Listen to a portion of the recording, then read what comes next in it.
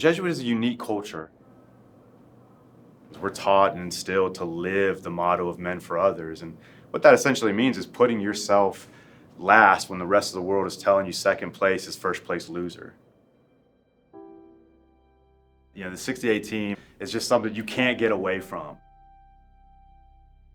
That's the team that epitomizes success. You know, it's the only state championship that we've had in football as of yet. We've had some really great teams.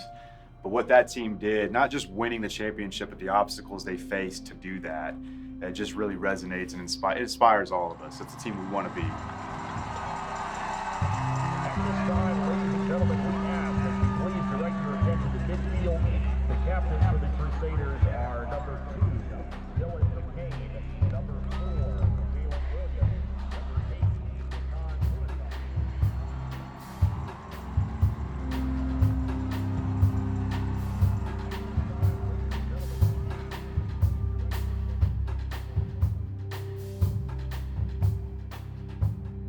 My name is Bob Morrison, and I played defensive back on the 1968 Jesuit football championship team.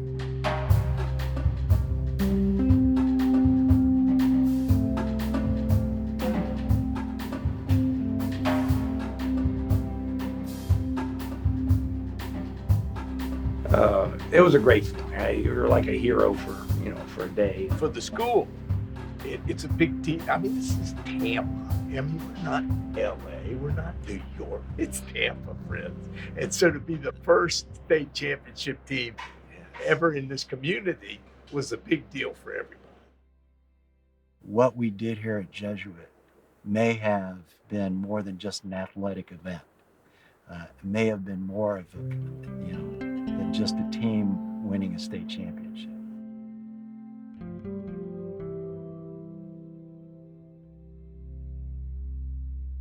There were 13 African-American students at Jesuit in the fall of 1967. The only other African-American on the team was Leonard George. And everyone else was Caucasian. Leonard is unique. Leonard is mysterious, and Leonard is shy. He wasn't a guy that wanted the spotlight. He just wanted to be part of a team and go out there. What he meant in terms of history, African American history, Jesuit history, the University of Florida history, the league had never acknowledged that breaking of what's taken for granted now. We look at every Southeast Conference team, whether it's football or basketball or baseball, whatever the sport you name, there is someone of color who's a student playing on those teams. And you can never imagine there was a moment where there was none of that. So all of a sudden, my sense was, we've got to start talking about this history. You can walk up to someone and say, hey, good to see you, and it sounds nice, but it's not real. You can say, man, do you remember? And it sounds nice, but it's not genuine. But where there's brotherhood, there's a link that says we have a connection. It has nothing to do with the color of our skin. It has all to do with you were there for me, and I was there for you. And we can explain it to others, but they won't quite get it. Because to explain it means you had to have been in the fire. High school football in Florida was big. You know, it was real big. And on a Friday night, that was our entertainment. We would go to Jesuit High School football games.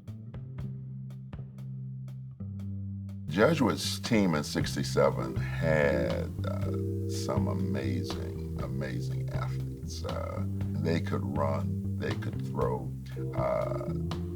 That team, the quarterback still holds the record today for the most touchdown passes in a season. The running back, the halfback, was named the high school All-American. So you had this wonderful collection of talent that just hammered everybody they played. This was the first time that Jesuit had really gone on to a semifinal for state championship. Never been done before. So this was all new to us. Yeah, we both started on that starter. That team, that was a nightmare. And I remember my mother's cousin, who goes, Esther, I hear you boys are coming up to play Lake City. He says, yeah, we're coming up, we're so excited, da, da, da. But he goes, well, Esther, let me warn you. He said, you know, up here in Lake City, there are three things that we're not real fond of, and that's Catholics, and Jews, and you got them all, so just look out. I had known a little bit about Lake City, only from the standpoint of I used to ride the Greyhound bus from Tampa to New Orleans. My mom was from New Orleans. The bus stopped in Lake City. It was very clear there was a door for whites and a door for color. And ultimately, Lake City and Tallahassee were the first two cities where you understood you weren't really welcome. So we go up there and go up on a bus, and right away, the locker room setting, as I remember it, was really kind of rough. That locker room was, you know, primitive, shall we say. It was a barn. But the team, that our junior year, that team was, they were strong. They were strong. It was almost as if there was a plan. We really didn't know what was happening until we walked on the field, and you would start to hear the crowd, and the crowd would make you aware that, hey, this is maybe a little more than just a football game. I mean, there was a lot of people there. I mean, I remember it being a big crowd. I mean, this is a small town, and everybody comes out for the playoff games. And I remember us, somebody making a comment directed at Leonard George. We go out there, and normally if teams practice for that, they didn't come out. We're on the field finally after warm-ups and everything else, waiting for them. All of a sudden, here comes this school bus in on the field. And they let all these guys off screaming. I remember where people were waving rebel flags and stuff like that. We'd never seen like this before. No, we were sheltered, very sheltered. What signs do you remember seeing, and what things do you remember being? We don't want your niggers here. We don't want your Catholic boys or your spics. Never seen anything like that. But up until that point, I wasn't really aware of the civil rights movement that was so prominent in the South. It was just how it was when we went on the field. It was a hostile crowd, but I just, I think I was so focused on the game that any of the extraneous activities I probably blocked out. Lake City was just like total culture shock for us. The fans were ugly. The gouging, the punching, the cussing, the cursing, the referencing to what I'll do to your mama if your mama was here. The references to if your sister was here, you just don't understand what we do to her. And I'm being nice when I put it in that as I am, but it was constant. It was ongoing. Leonard was almost scuffling every time he was tackled. A backup guy from Lake City went out and in between plays started a fight with Leonard to get them both thrown out of the game. Now, if you knew Leonard, like we know Leonard, he was by far the last guy that's ever gonna get involved with fisticuffs on the football field. Did it feel like a deliberate move from the Lake City team? If Leonard was such a star player, let's say, too. I didn't get that sense. Well, Leonard wasn't that well known. He didn't play as much. I mean, Frank, was an All-American running back. So you had a community that was livid, not about the star, not about the high school All-American, They were upset that you had a second string player who had the nerve to be on your field, and he happened to be of color. You know, I know in my heart that this was premeditated on their part, that they sent to one of the coaches, or the kid took it upon himself, but based on a suggestion of some sort. It came to the Roman emperor said, you know, my literary, I can't remember the exact details, but no, that's Thomas a Becket. Thomas a Becket. Yeah. Who will rid me of this troublesome priest? By the way, he was captain of the all-academic team. He was 4-0. Let you know that. Ultimately, when Leonard was kicked out, you say, okay, well, that meant everything calmed down. No, it continued. It was a punt. I caught it. I took 2 steps and I got killed. You know, nothing new. Only in this particular circumstance, I happened to break my leg. I remember going out, he fielded a punt, and I don't know how he got hurt, but I went out there and, you know, the bones were like this. You know? I said, uh-oh. So we call an ambulance.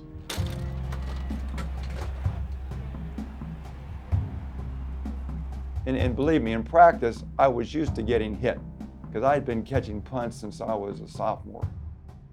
So they're trying to put this cheap touchdown in on us, and I was really upset about it. And I yelled at that boy. I said, "You bring Danny Green up the middle, I'm putting him in the effing hospital." And you know, and I go, "Yeah, you big mouth, you come up here. You ain't got any teeth anyway," you know, that type of thing. And they ran him up the middle, sure to fact, and I just teed off on him, you know, and basically the game was over. The trip back wasn't just we lost. Everybody was pretty disgruntled, to say the least. And it was a long bus ride. I mean, we had gone, you know, further than any Jesuit team had ever gone before, and so it was disappointing. You hate to lose any game like that, you know, and we should have won the game. I think that we were probably better than they were, but they ended up winning the state championship. All you could leave, all we could, our recollection said, yes, we lost. But the sense of you're not worth a damn was clear, and I won't say psychologically damaging, perhaps. But that was the end of the season. You know, back then it was just play a game, you lose, it's over. Come back home, turn in your equipment, get ready for the next year.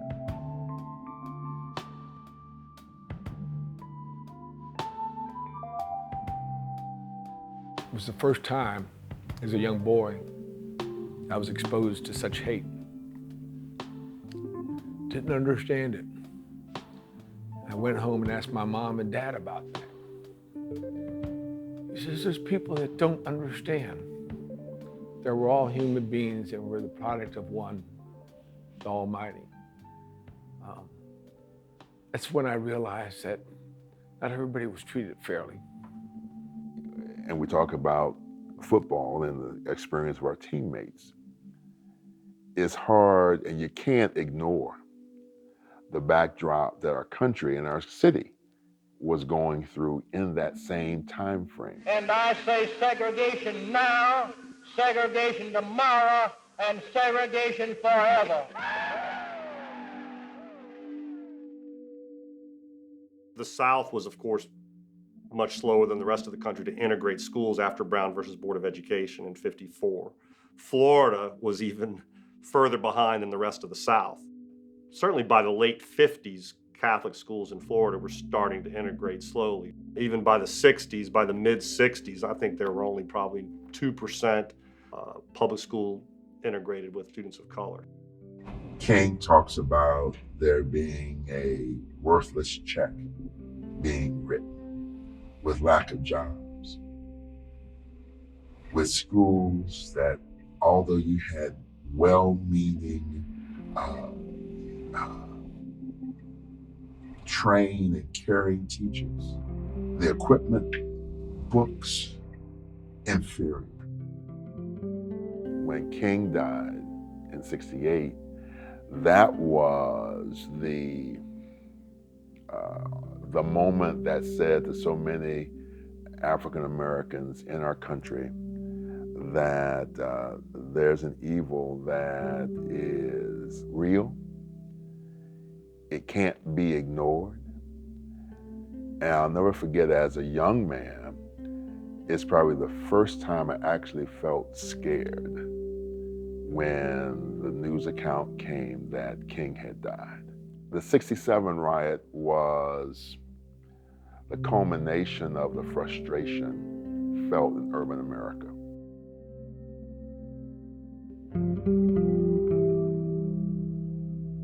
In Tampa, Central Avenue, which was the centerpiece of Black-owned business in Tampa, was burned to the ground.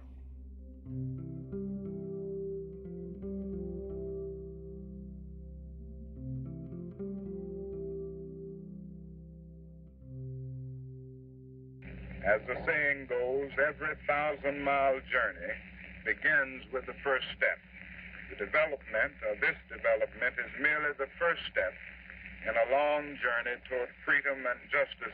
Jesuit High School began in 1899, but it really comes from the whole missionary outreach of the Jesuits from the old New Orleans mission to say, okay, it's not just going to be about having mass and preaching missions and baptizing and marrying and burying and catechizing, but let's try to educate the children. And they actually started the school for Black children in the minister's house in very early part of 1894. And then, like, less than 2 weeks later, a group of people burned the church down. That some damage was done to the school, but it didn't burn the school building down. But they apparently even put like public notices up saying that this was not meant to be an attack on Catholics. That they made it pretty clear actually that it was racially motivated and that they didn't want the education of Black children in the midst of their white neighborhood. You know, within a couple of years, I think they had gotten a proper school building named it St. Peter Claver, and the Jesuits would basically function as chaplains. Black parents invested in paying for their kids to go to a St. Peter Claver because they knew that the education their children were getting didn't measure up with what they needed to succeed.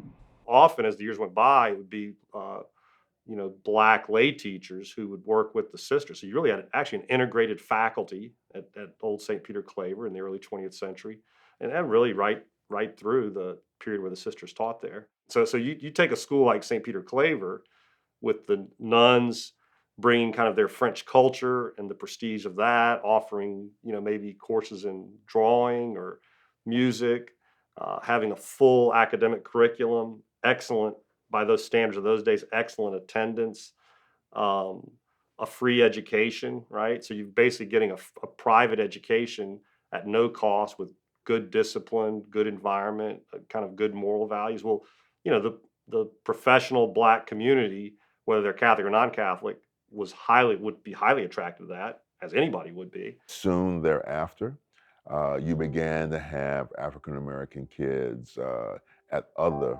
parochial schools in the city. So you began to see kind of, I guess, a conscious decision along with the Civil Rights Act passing in '64.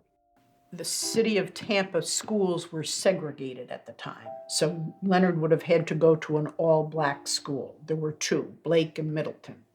Leonard's mother wanted Leonard to get a very good education. She didn't really get into the football, anything like that, because she wanted him to get an education. She would just say, Coach, make sure his grades are okay. There were still some prejudices back then, but none of them ever showed up on that team. And I think a lot of that's due to Coach Minahan's handling the situation so well. So we can talk about the team appropriately so, but those coaches had to reconcile hate and love. And how do you do that ultimately? And they did it. And they did it with never sacrificing their manhood, never suggesting that being kind is weak, never allowing it to be said that caring was somehow a negative virtue. This is the picture from the yearbook of the state championship team. And the coaches, Frank Fernandez is the young guy in the picture there. And Paul Straub was the athletic director. Paul Straub was in World War II and had both legs blown off in Iwo Jima. He had 2 wooden legs. Was the athletic director and taught at Jesuit High School for a very long time and would always say, "Martha, I got my tall legs on today, can you tell?" Back in the day, we had school newspapers, and this was written up in the school newspaper, the end of an era, most honored coach remembered. The program from the last game leaves with an impressive win. Bill Minahan used to love to tell this story. One day, kid knocks on his door and he looks and says, "Hey, coach." He said, "Yeah, can I help you?" He said, "Yeah, I want to come out for the football team." And Minahan said, "You're black." And he said, Leonard looked at his arms and said, "You know, coach, I think you're right." The minute you met Bill Minahan, you heard about Leonard George. Leonard was on the track team, but wasn't the fastest, even though people thought he was very, very fast. He could stop on a dime. He could juke you. He was tough too. Yeah. Real tough. No one expected anything near the success of the 67 team at the beginning of the 68 season. Everybody seemed to have low expectation except the coaches. The following year, the headlines in the newspaper were, "Poor Jesuit High School has lost all their players." The starting quarterback, gone. Starting halfback, gone. Starting fullback, gone. Because remember, all these records were being set by these seniors, all of whom graduated. So all of a sudden, you're trying to replace that talent. How in the world would they be able to measure up? We didn't know if I would be able to perform in any level.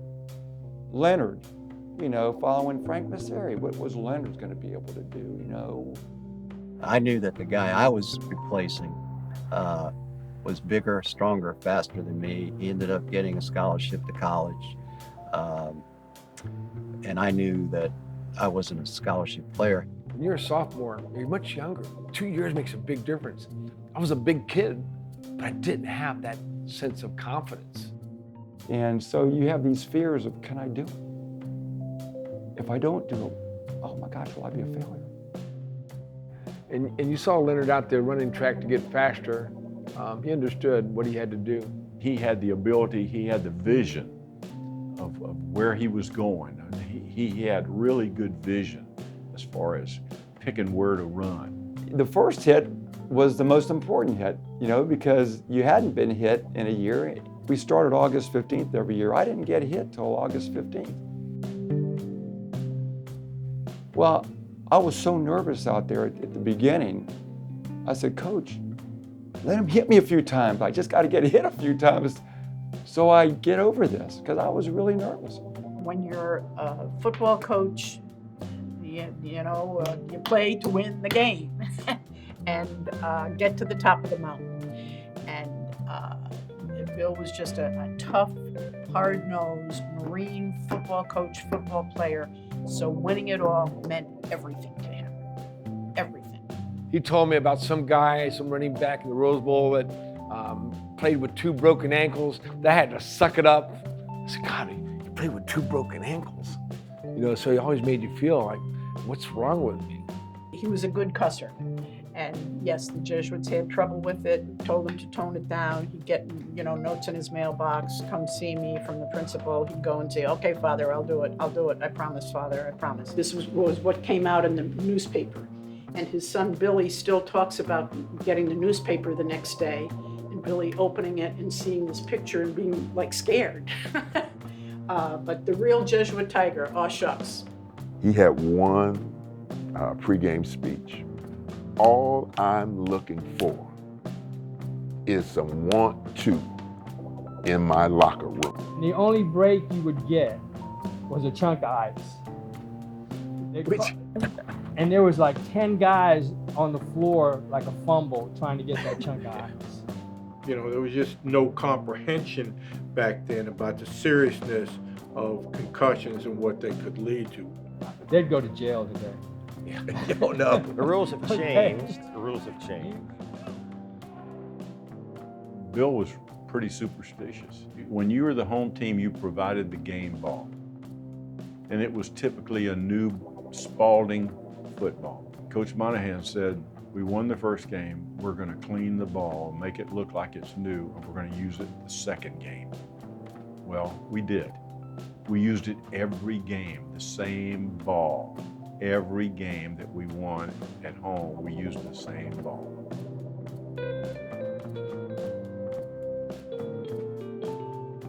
After the first couple of games, I started gaining confidence. I really did. For us, you know, a great validation, if you will, that, you know, we actually can do this. There were two all-black high schools in Tampa.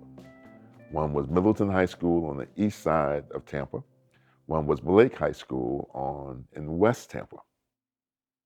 When we saw Middleton was on our schedule, there was an understanding among us all that was going to be the toughest game of our season. The African-American students at Jesuit in those days had a really special relationship. In part because there were so few of us. We were like a family because no matter what stress or pressure we might have felt or exclusion we might have felt, because if our classmates were talking about a party they went to last weekend that we knew we weren't invited to, we could talk about the dance that we went to that Saturday night or the party we went to that Friday. And it would allow us to feel whole. Leonard, I know, in later years has said to me, when I was at Jesuit, I was called the N-word. When I went home, they called me a whitey. So I really kind of didn't fit in because my neighborhood guys didn't want me going to the all-white school, and some of the white kids didn't think a black player should be there. So he really had a very difficult time and leaned on his mother for support. I had heard all the conversation about, oh, you don't get ready. You all think you're so privileged. Privilege wasn't the word they used. To think that you're going that school. We're going to kick your behind, and we can't wait to get at you. I remember we get out of the bus. You know, the community is revved up for us, you know? And I hadn't even thought about it, but you get off the bus and the whole dun dun dun dun dun dun dun dun, and you could almost, it was like a living organism, you know, the whole stadium. And I remember stepping down and feeling that whole thing. It was like a whole experience. And I went, who scheduled this game? So the Middleton game was race relations in reverse. And you had another sense of culture colliding. But this time, it was in Tampa. It wasn't in Lake City. Y'all want to talk about Pete, which is what everyone called Leonard's nickname. You all are playing against other white kids, white boys, who can't do what we do. You know, Leonard was getting it from, you know, both sides, not giving him the cred, if you will, of being an actual great football player. Here's this one black kid on our all-white team playing against all his neighborhood boys that are going, why are you doing that, Leonard? Why are you over there? You know, and I'm not sure they knew how good Leonard was. My recollection of that game is one of the hardest games, you know, that I played. For Leonard, he had one, if not two, long runs. He didn't score, but it was clear he was one of the superior athletes on the field. Talking to guys in the week afterwards in the neighborhood who all said, yeah, Pete was all right. Pete, that run was pretty. White boys, they didn't back down. But see, they didn't know about Lake City. We lost 7-6. It was that game that kind of told us psychologically that we had the stuff to be a good team. Father Cack, or his name was Mr. Cack at the time, got on the bus afterwards, and he's all fired up. You guys played the best game. Oh my God, you guys are tremendous. Oh my God, you're going all the way to state. And we kind of looked at him like, huh? We kind of put that in our head. Why not? Let's go, guys. We played these guys. How good can we get? As the season progressed, that confidence turned into being able to rely on somebody.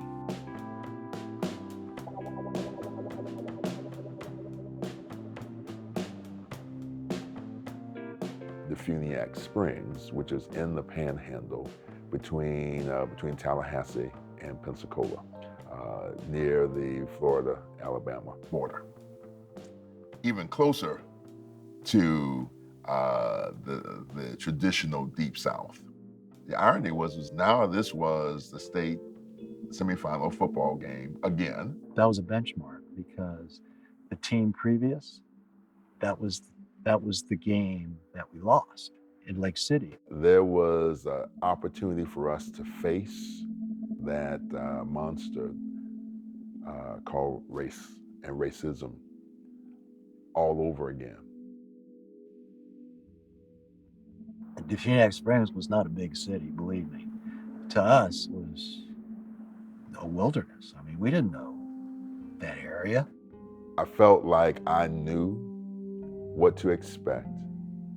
I knew how we were going to be greeted.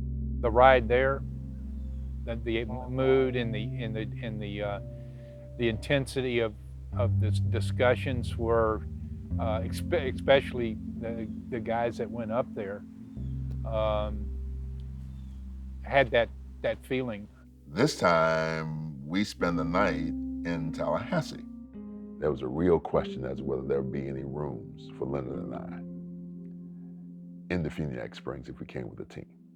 So Tallahassee was the largest urban location where we knew hotel rooms were going to be available. Sure enough, it was a cold night in North Florida.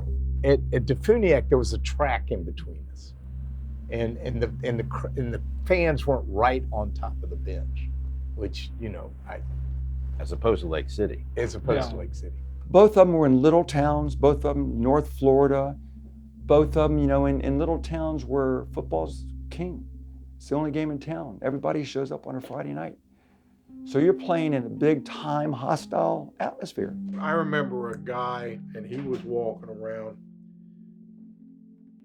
pronouncing our school's name, but it wasn't just blacks that they didn't like it. He was pronouncing the school's name Jew shit.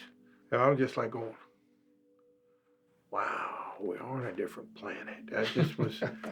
I always think that. No hot water. Make sure the commodes don't work. Yeah. Things like that. Put you in a roach-infested place to change your clothes and stuff like that. But like you said, we were used to that with our locker room over there.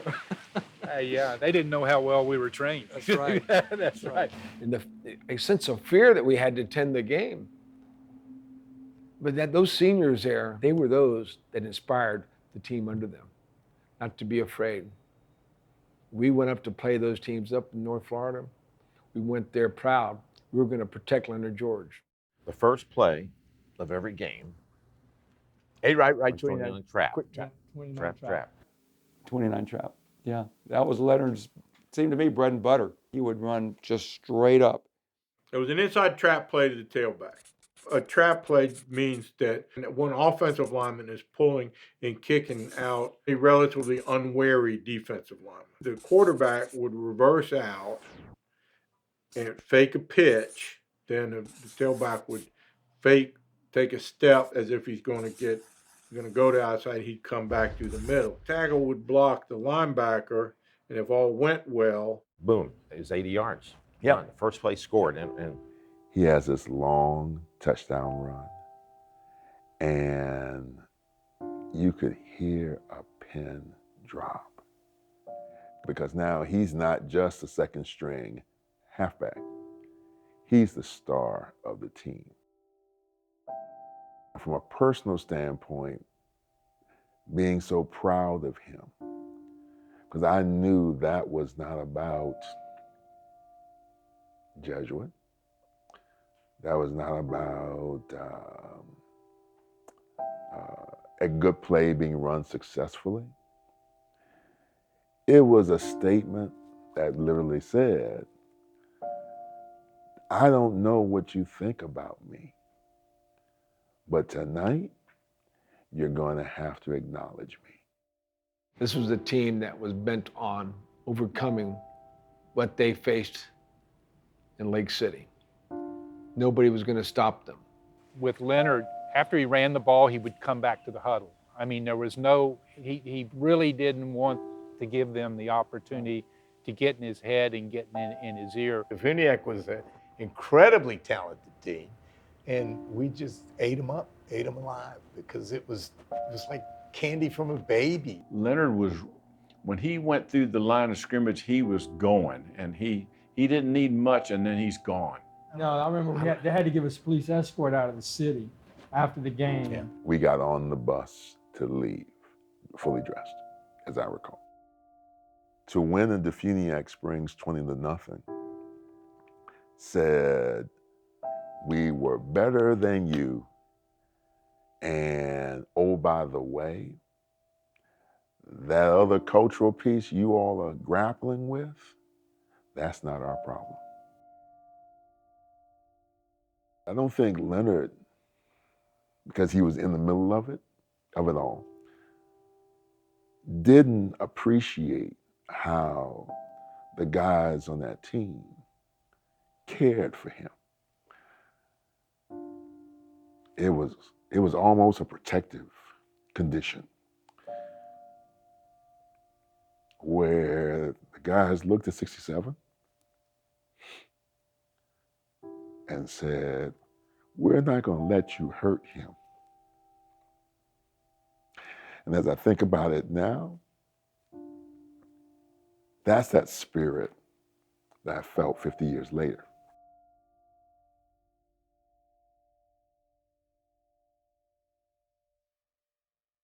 I mean, here we are. It's the last week of the season. We've got a chance to be the first high school in Tampa to win a state championship in football. Think about that for a minute. Are you kidding me? Going to the state championship. It was amazing. Totally amazing. Back in those days, truly, the newspaper coverage for a high school team was unbelievable. You know, we had reporters out there every day. Every single day, they were talking about Jesuit High School in the paper, and they're talking about the offense, they're talking about the defense, talking about the defensive backs, talking. It was just like, wow, this is amazing. It was amazing. It was. And so everything leading up to that game was just like, wow, this is amazing. Never seen anything like it. Incredible.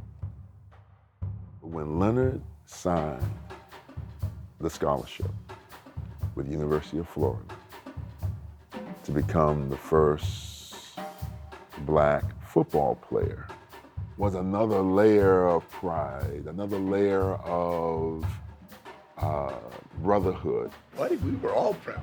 Yeah, Oh, no, absolutely. we were. We had the three of you sign, Greg, yourself, and Yeah, Leonard. right. And it was euphoric. I mean, it was not until 1968 that the University of Florida football team signed a Black athlete. If I'm correct, Leonard signed with the University of Florida on Thursday night, which was holy cow. I mean, couldn't he have just waited till we got through playing the championship game and then signing? You know, we didn't want that to be a bad omen, but boy, it was in the back of our mind. And he signed, and oh man, what happens now? It's like a guy wins the Heisman and he doesn't play good in the bowl game. I mean, that history has seen that. Bill was very big into, you get your offer, you sign, you go. And everybody else was saying, no, don't let him sign till after the state championship game. It might get in his head. He might not, he might be thinking more about Florida, all this kind of stuff. Bill says, I know Leonard, this is what we're gonna do. We're gonna get Leonard settled. He really made the rest of the team feel like they were there at the signing. They were there in the picture with him. And when the game was, championship game was played, it wasn't a matter of, oh, well, we're not gonna play as hard because he's a star, so we've got to treat him differently. There was none of that kind of attitude. It was all about, that's my boy, that's my brother, that's my man. So, It's exciting. That bus trip was exciting because you see the people around you, they know you, they're cheering, they're hitting your bus. The game was December 20th, and I got home a day or two before that for a Christmas break from college. And so I was thrilled to be able to go out there and see them finish what we had started. There was Tampa Stadium, a big stadium. We must have had 8,000 people in the stands, and just hoping and hoping and hoping. I can remember before the game started, Randy Smith was a young guy at the time. Everybody respected him. He was our defensive back coach. And I can remember him telling us before that game that nobody's going to remember you as a runner-up, all right? It'll live with you for the rest of your life, because that's what happened to him. I can remember guys crying. It was very emotional. That was before the game. We were in the spotlight there. Leonard had a tremendous game. Yeah. Tremendous game.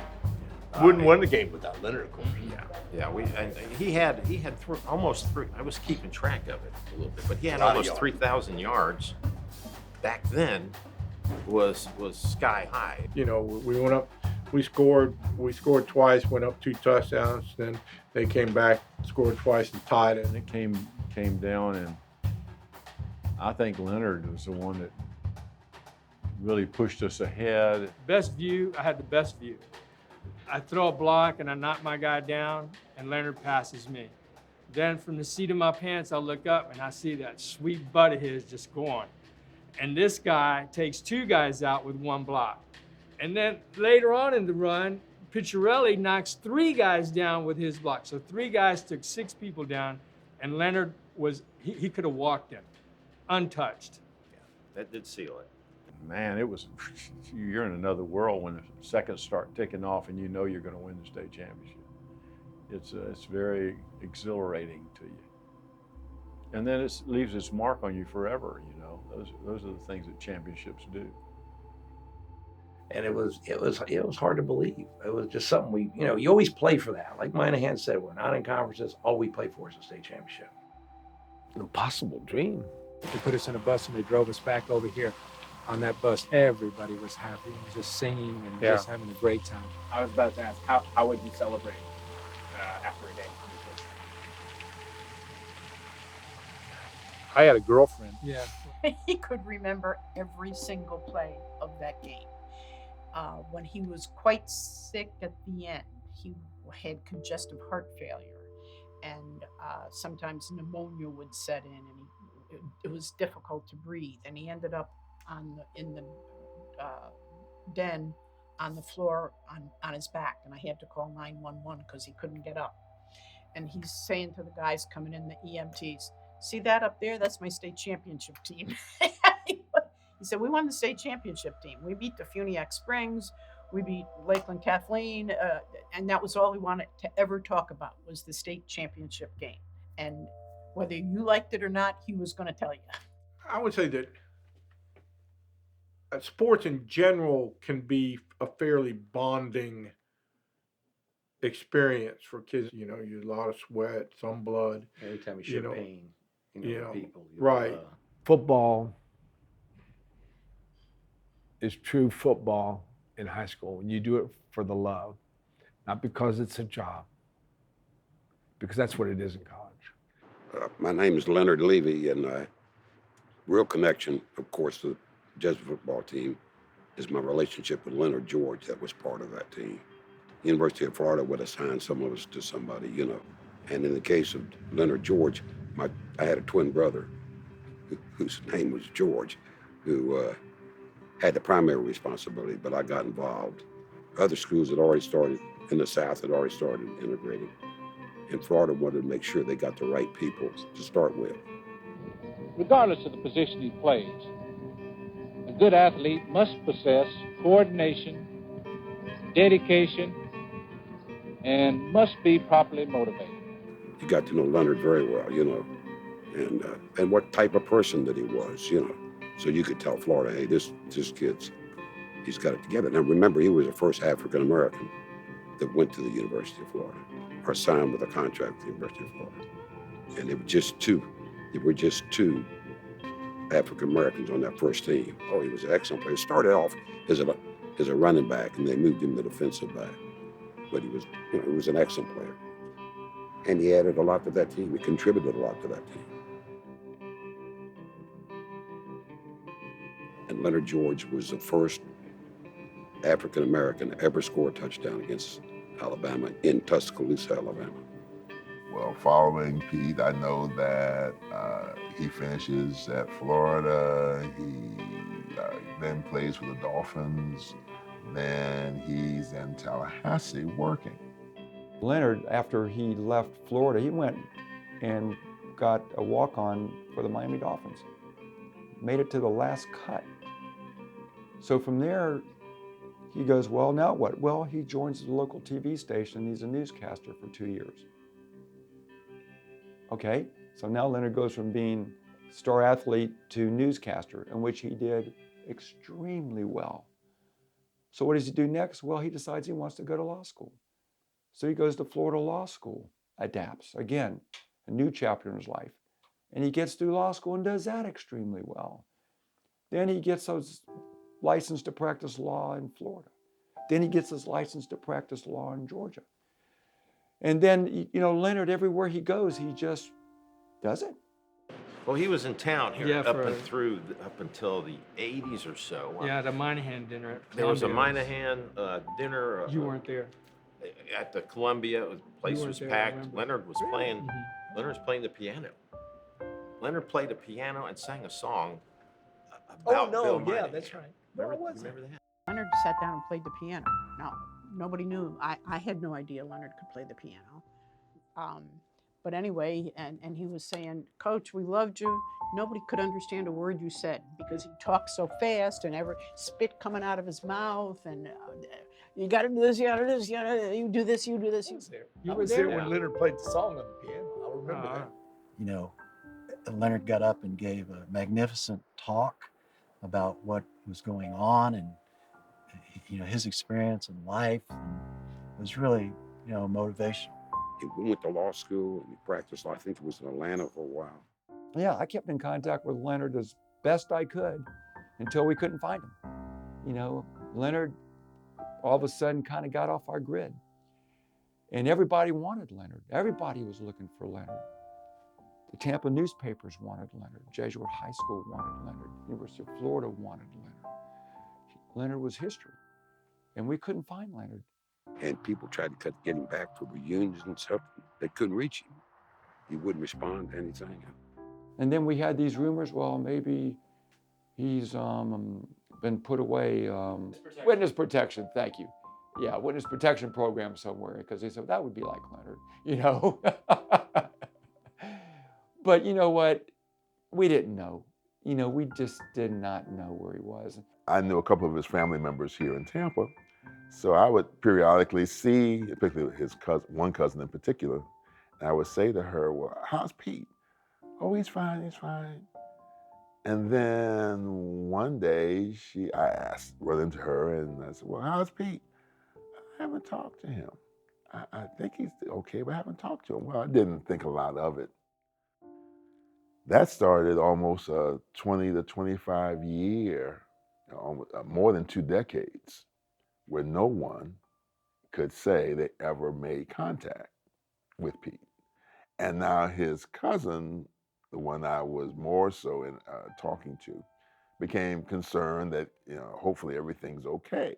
He had a sister here, and my brother would talk to her, and she couldn't reach him, or if she could, she wouldn't tell us. I mean, you know, there was a rumor one time that he was teaching law at the University of Hawaii, but I never could confirm that. We found out he had moved to Hawaii, and that's when the trail went cold. He was in Hilo, Hawaii, and that was that.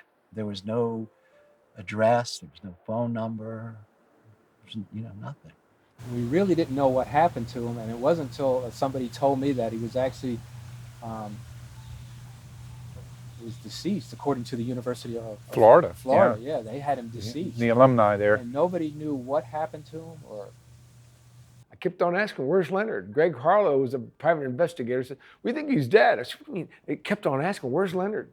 As a matter of fact, our last thing in Ybor City, we were talking about him as we were giving toasts and everything like that. And I think Arnold did a lot of it, and so did Steve, but mostly Arnold. That void at the 50th reunion, it was simply, there was a gap, and the question was, and no one could fill that gap. No one could say, well, I'll stand and speak for Leonard. No, you can't. Well, I can tell you that this is how Leonard felt. No, you can't. I mean, just rip your heart out. Like, where, how? What's going on, But there was something written in a University of Florida publication that had it listed as deceased. So I said, well, he must be. They must know something. Oh my gosh. But we never could confirm it. And we all tried, believe me. We tried.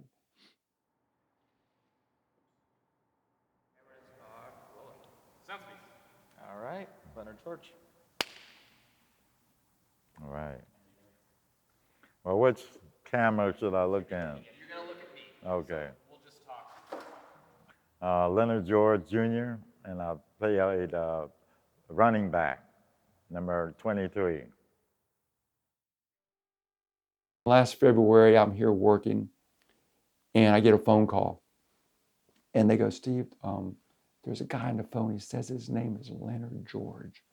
I'm going, I said, that's not Leonard. Some guy's playing a joke on me. And I kind of went on with my business. They go, no, Dr. Chris, I'm telling you. He says he's Leonard. He wants to talk to you. I go, hello? Steve, this is Leonard. Leonard? I thought you were dead, Leonard. And Leonard starts laughing. He just starts laughing at the other end of the phone. What are you talking about? Steve Christ called me one day, out of the blue, and says, Martha, you're not going to believe this. I just talked to Leonard George. I got in touch, I was getting ready to come back here to Tampa. Leonard reappears in Tampa, calls Steve Christ up out of the blue. There he is.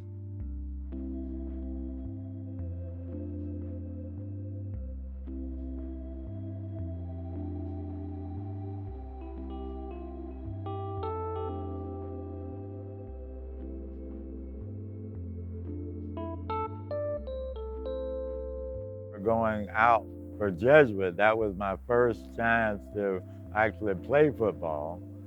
I love football, and the only place I got to play, really chance to play it, was on our block. And I went out for it because I wanted to play it, badly. But guess what they said? They said that you're overweight. Can you believe it? At that time, for my age and stuff like that. He said, well, you can't play. And so I was just friggin' devastated. That season itself was going to these different places where, again, I was the only black on the team. Lake City, let's face it, it was probably as bad as it get at that time. Like one time, they would not serve me at certain restaurants. And so Minahan, being the person that he was, he refused to let them, serve the whole team if they weren't going to serve me. I really didn't feel that I was the leader or anything like that. I just felt that I was going to do my part. The main thing is trying to focus on the game and win, basically ignore any other issues might be coming up there. As far as, well, you're only black, you're the only ones that have been on this field. But it's not just him, that the other teams came up to me to make sure that, we're not gonna let anything happen to you. We got your back. That was the kind of team we had. And so it wasn't like I felt that I had to help them out because they were helping me out.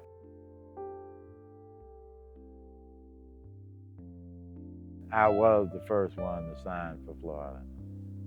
Thank goodness. I didn't think about it myself as far as, well, I'm gonna be the first black to sign with the university.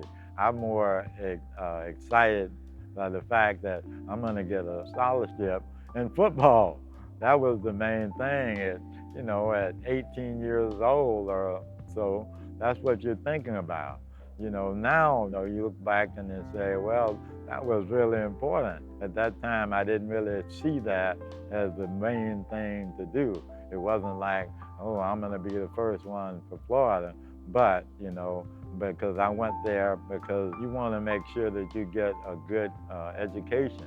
And that was the other thing, just like with Jesuit, especially from my parents, was getting a good education. How does it feel scoring a touchdown?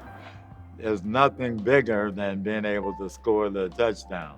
It had to be something, the most amazing feeling. We got a touchdown and the crowd goes crazy. It's like such a rush for your teammates, your coaches, and the fans. But you didn't do it for yourself. I mean, you didn't do it by yourself. It was a team effort.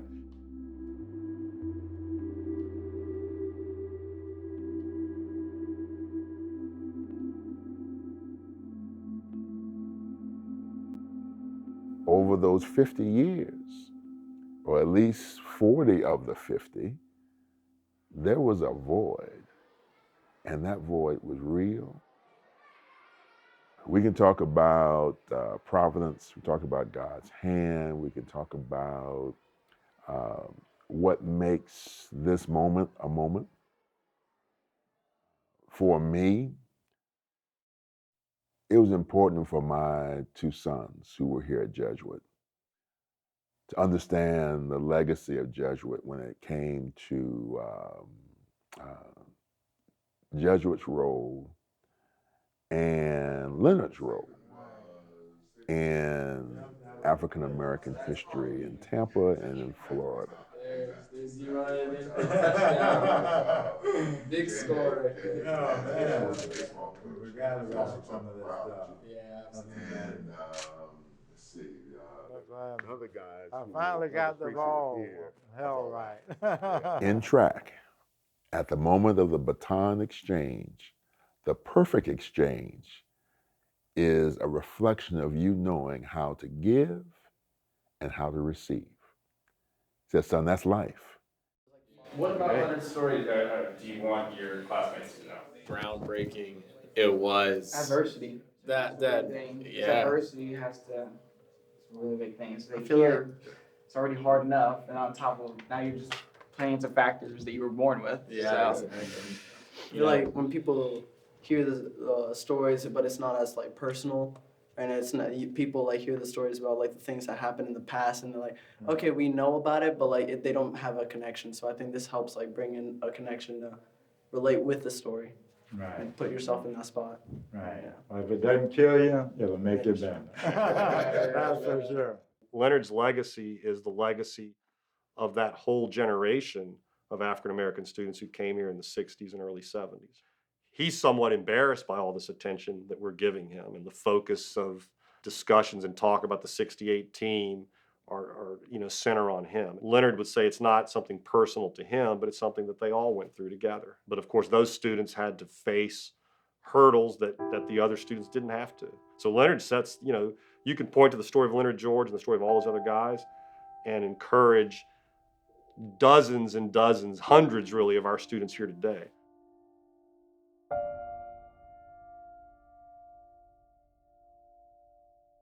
When did you go to Hawaii? I went to Hawaii in 1999, and I didn't get back from there until this year in February. And so I was over there for 20 years. I did quite a bit of things. One of the things I was doing was working with horses as what they call a black paneola. And we were on the foot of Mauna Kea, which is, over 13,000 feet in the air. And so being on that, there was plenty nice places where you can just ride for days and not, have anything, see anybody really. Going on these I would say country rides where it was you just see these beautiful places in Hawaii that, is something out of, a movie or something. People train horses. They also had wild horses where, you had to try to train them. So one time I was on this wire fence and the horse, went right in front of it and he just reared up. I got this fence behind me. He's gonna throw me on that. That's what I'm saying. So you're talking about ouch. And so what I did is just try to hold on him as much as I could. I'm not gonna let go because until he comes down. But I'm saying those are kind of experiences you actually can have. I never was bitten or pitched by a horse, but things did happen that, you have to be very careful. Javi. You can't hear. Javi. Hey. Yeah. No. Chico. No. Please, come on. Like everybody's right. Back in the day, the rules might have been a little looser. And I think statutes of limitation has run out now, but for every game, Minahan would bring me the game ball and go, "Can you grip it yet?" How about now? Coach, I can grip it. Oh my gosh. You couldn't do that in today's world, I don't think. So I hope they'll put an asterisk by it now. All right. I have no idea what you're talking about. No. Absolutely not. Tell them about my phone. What about your phone? You know how you contacts? Well, I've got everybody's name in my phone by jersey number. Oh, that's right. There's no name, just jersey numbers. You are 11, insane. 52, 52, whoever I want. Well, I talked to Tony Cabina up in Seattle, 62. Hit that, and there's his number. Still do it that way. I still remember those. Hell, I bet those numbers in lottery before. Didn't win, but yeah. Anytime you see those numbers, I always think of those people. Anytime I ever saw 23, I never thought about anybody else but Leonard George. That number after high school, 23 was him. For a long time, we didn't even know if he was alive. So just the fact that we got him now is rewarding enough. Being able to see him and talk to him again it's special. It completes the team, even at this stage of our lives. And we wished he could have shown up a year ago, in the fall of 2018, for our actual 50-year anniversary. He missed that, but he's gotten. It would have been nice. Plenty of accolades. It would have been nice if Minahan could have seen him again. Yes. Yeah. The Lake City coach, Paul Quinn, when Paul Quinn was dying, shortly before he died, he called Bill and apologized. He said, "Bill, I shouldn't have done that. I'm very sorry that I did that." So Bill was older and on kidney dialysis at the time, and looking back can give you 20/20 vision. And he understood, but he was very glad Paul Quinn did that. I don't know if I can use the word forgive, but maybe forgive, but hadn't forgotten. And again, when Paul says, "I'm dying and I just want to say I'm sorry," Bill was very gracious and very generous, saying, "Thanks, Paul." But it just, it was the wrong thing to do.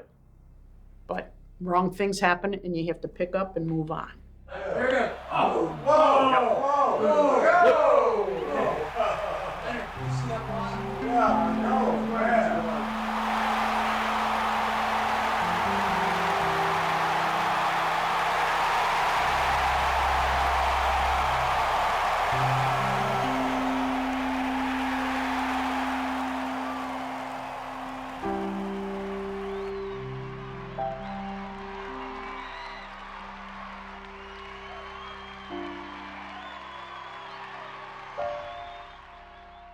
We sometimes get confused and look for big picture and big moment and dramatic conclusion.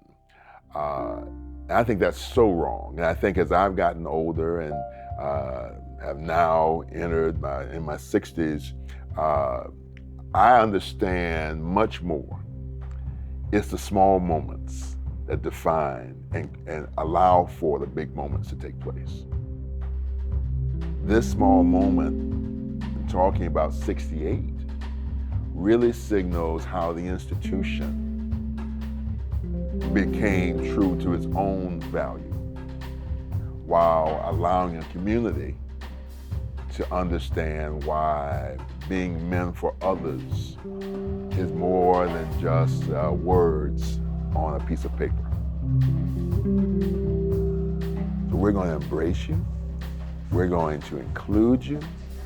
You're as much a part of the team as the guys whose names are in the paper.